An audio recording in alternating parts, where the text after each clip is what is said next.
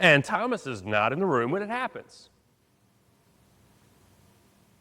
So we've called him Doubting Thomas ever since then.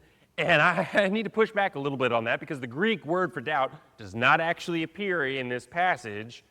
John doesn't call him a doubter. Jesus doesn't rebuke him for doubting. Thomas is simply someone who wasn't there, who says, I need to encounter this for myself. Unless I see the marks of the nails, unless I touch the wounds, I will not believe. That's not weakness, that's honesty. That's somebody saying, I cannot take your word for something this large. I need to see it for myself. And what does Jesus do? He shows up again. A week later, the doors are still locked, and Jesus comes through the wall again, straight to Thomas. He doesn't say, you should have believed your friends. He doesn't correct Thomas for his request. He says, put your fingers here. See my hands. Reach out and put your hand in my side.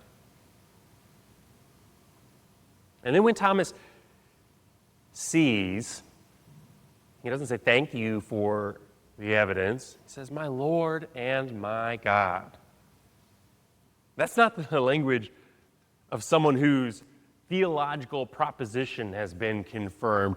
That's the language of someone who's run out of categories entirely and has just fallen into worship.